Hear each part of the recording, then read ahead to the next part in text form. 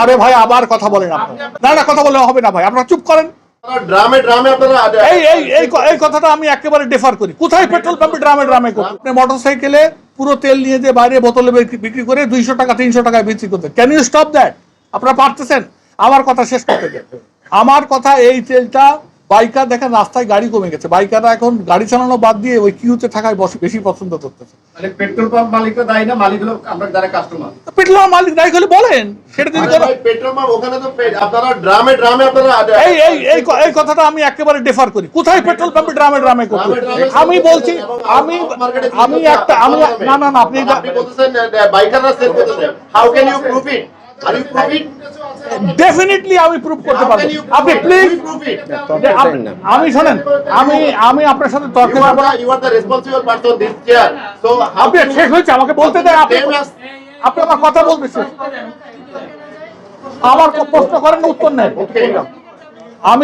আমি ব্লেম করছি ওই সব অসাধু যারা পেট্রোল, আপনি হাজার পেট্রোল পাম্প থেকে বের হয়েই মোটরসাইকেল, আপনি যদি এখন সরকার একটা কম্বিং অপারেশন করে, এমন কোনো বাড়ি নাই যার বাড়ির নিচে খাটের তলায় বোতলে 2-5 লিটার, আপনারাই প্রচার করতেছেন, আপনারাই দেখাচ্ছেন।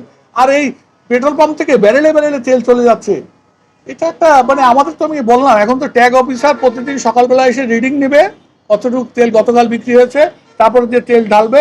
ট্যাগ অফিসার যদি সব তেল বেচে দেয়, আমার কিছু করার নেই, we do not have any responsibility. আমাদের এই দায়িত্ব আমাদের কাছ থেকে সরকার নিয়ে গেছে। ট্যাগ অফিসার স্লিপ দেবে, তারপরে তেল বিক্রি হবে। আর আপনারা আসলে উত্তেজিত হয়ে বলেন না, আমরাও তো মানুষ, আমাদেরও তো কিছু সোশ্যাল রেসপন্সিবিলিটি আছে, আমাদের কিছু ভিতরেও কিছু দুষ্ট এলিমেন্ট আছে, তা আমরা অস্বীকার করতে পারি না।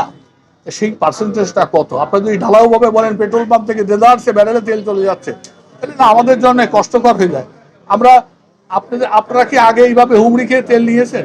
আমাদেরও তো ডেলিভারি করার একটা অপটিমাম ক্যাপাসিটি আছে। আমার জনবল তো রাতে দিনে 5 গুণ করা যাচ্ছে না ভাই। আমাদের এই যে জনবল আছে, সেই জনবল দিয়েই এই পুরো কিউতে আমরা নাই অসৎ। আমরা এই যে ট্রাস্ট পাম্পে সারাদিন রাত 24 ঘন্টা তেল দিচ্ছে, বন্ধ হচ্ছে লাইন, কোথায় আমাদের ওখান থেকে কোথায় তেল? ওনারা হাইয়েস্ট 65-66 হাজার লিটার তেল পাচ্ছেন প্রতিদিন। তাহলে কোথায় যাচ্ছে এই তেলগুলো বলেন তো? গাড়িওয়ালাদের কাছেই বেচতেছেন, মোটরসাইকেল আলাদাকে বেচছেন। আমি বারবার বলছি, আপনারা যে 2, 4, 5, 10টা 25টা 30টা এরকম এভিডেন্স পাচ্ছেন, তাদেরকে সামনে আনেন, আমরা আমাদের সংগঠনের পক্ষ থেকে তাদেরকে বহিষ্কার করবো।